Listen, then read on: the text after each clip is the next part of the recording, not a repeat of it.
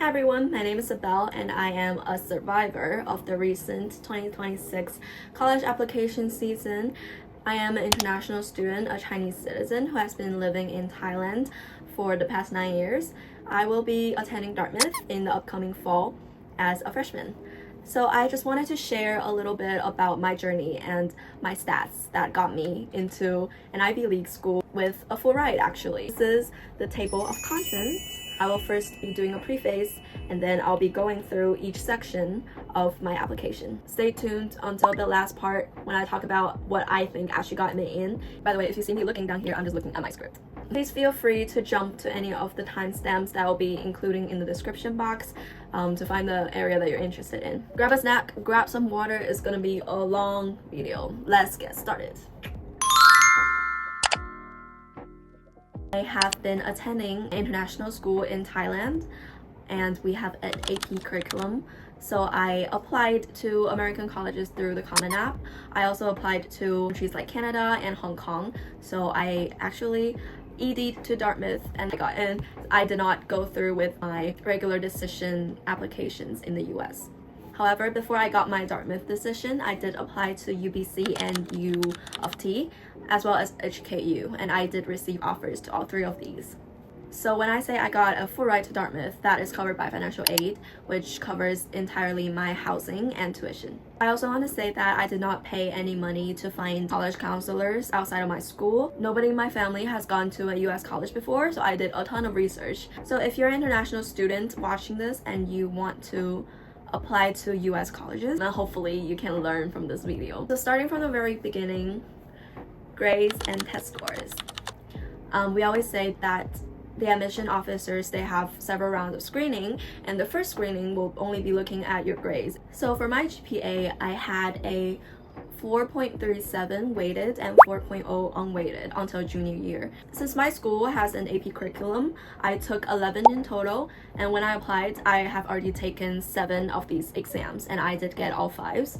When it comes to AP scores, I think it's important to know that your admission officer will do research about your school and they will try to understand the context of where you're coming from. Therefore, if your school offers around 20 APs, to have a rigorous course load, I would advise you to have around half of the amount of APs that your school offers, which would be around 10.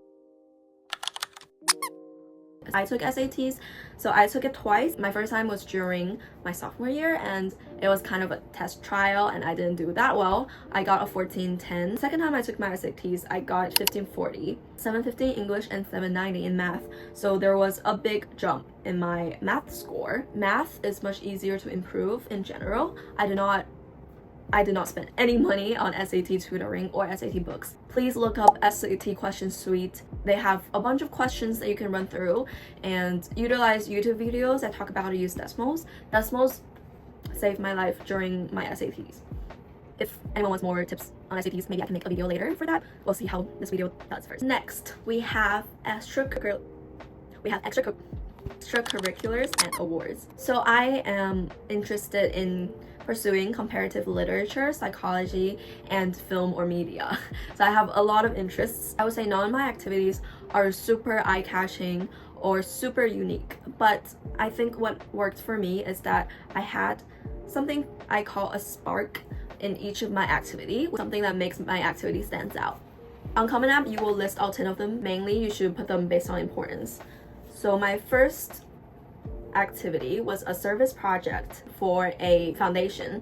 I renovated their nursery for children who were born in prison. The fundraising, I actually started an art auction, and the art that I used in the auction were made by older kids from the foundation. It's very sustainable because I not only renovated the nursery room and purchased new furniture, I also kind of streamlined the process for the caretakers to better delegate their time and the space. My second activity was theater and dance leadership.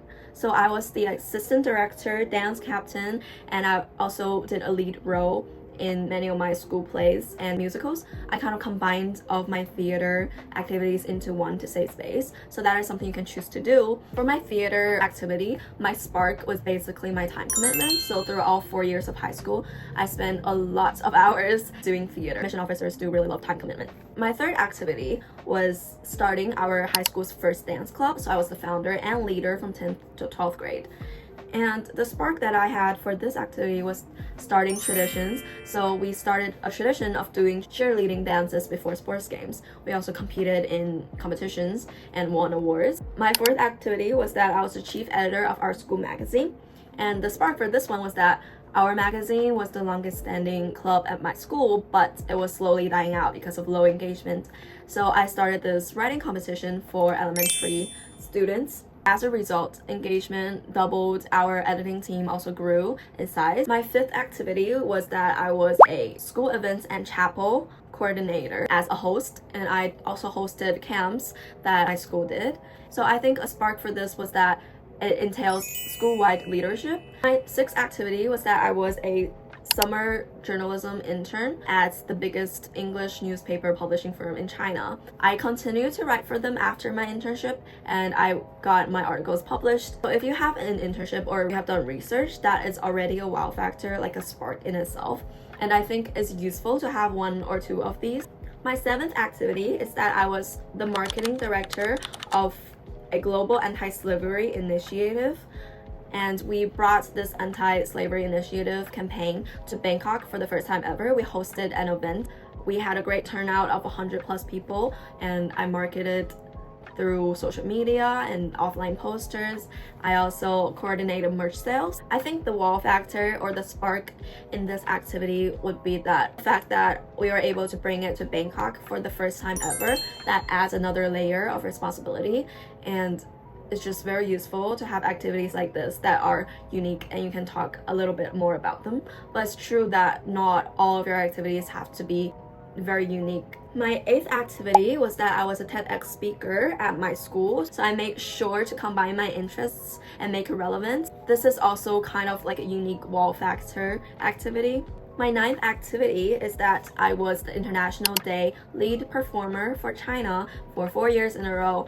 And this is something that we have at our schools. People will perform cultural performances. I think as an international student applying to the US, it's really important to showcase your cultural heritage, because that is something that's unique to each and every one of us. And colleges want to see that. They want diversity. Well, I hope they do. My last but not least activity is that I was a life translator and tech lead for my church. I think this also has a cultural aspect to it, and it also shows that I have impacted my church.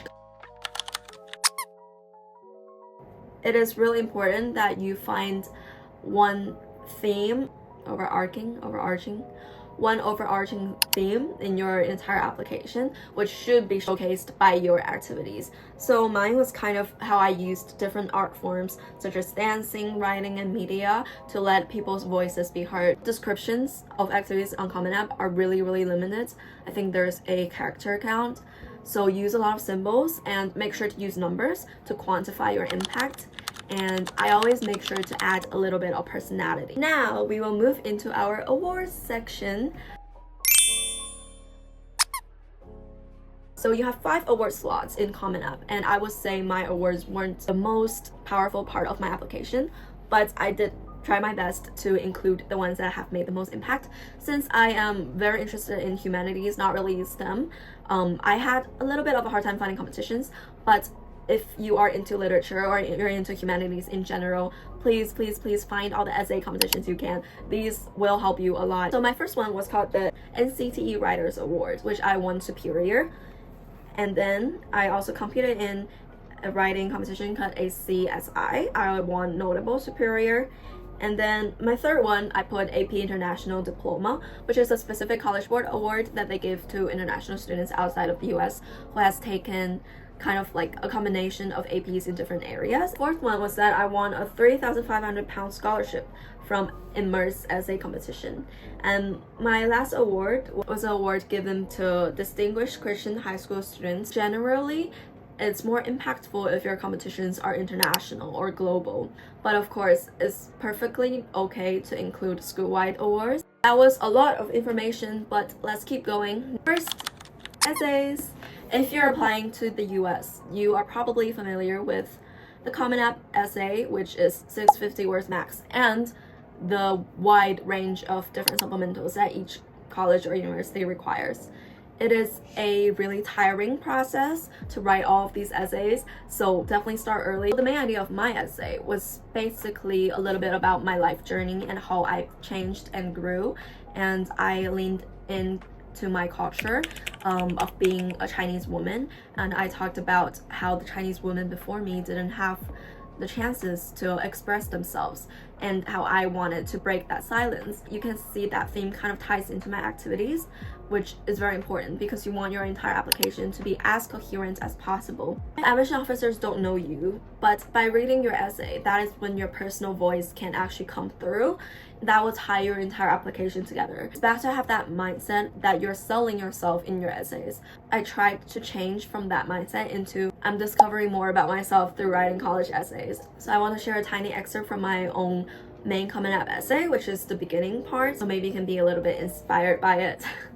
As my mother and I crossed the ocean on the red eye from Beijing to Bangkok, I looked out the window to escape the sight of her tears.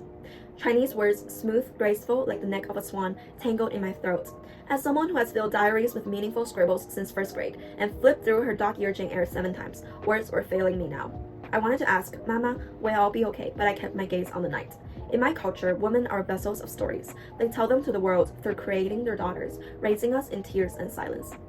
So when it comes to essays, you really want to ask a lot of people to help you read them over and give you some advice. And I would say do not use ChatGPT or any AI for your college essays. This is just not the time. Last category is recommendation letters. I think recommendation letters are really important because they give admission officers another perspective on who you are. They are from people that are not you talking about you. So I asked my AP Psychology and AP Lang teacher to write my 2 teacher recommendation letters. Counselor's rec, I asked my school administrator, which is our school's headmaster. What's most important is that the teachers you asked these letters from know you well as a person. If you have the space in your application for any school to add more recommendation letters, the more the merrier. That has been a lot, but now I want to share some of my last tips and what I think really got me into Dartmouth. So first, I would say my essays. I made sure that they really showcased who I am as a person. Something that goes off from that first point is that I showed a theme in my entire application. A third point would be that my application was pretty well-rounded. I didn't really have one section that stood out a lot more than the other ones, but all of my test scores, grades, activities, awards, essays, recommendation letters, they were all strong. So together it's a strong application. Last but not least, I think fit matters a lot. You probably hear everyone talk about it, but it's true. I think I was very lucky in that I found Dartmouth, and it does really fit my application and it fits everything that I want to ask for in a college. Now I have some closing last tips. Tip number 1 would be to utilize your early decision choice as well as possible.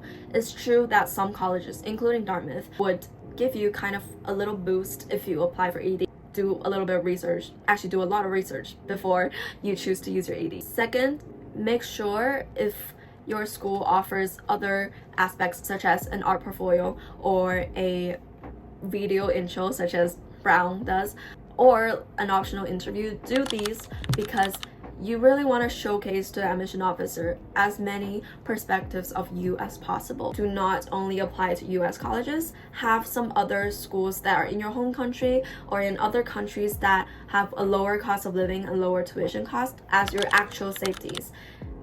Us international students, we do not have real safeties in the US. It's true because it's so freaking expensive. Be realistic, have some practical options, but also aim high when you can because we only live once and you never know what will happen if you play your cards well. If anyone wants more tips or info on financial aid in general, maybe comment down below. Thank you so much for watching, and This is my first ever YouTube video. I hope you learned something from this. I hope you can control what you can control right now in your application journey. Believe in yourself. You got this. Praying for all of you.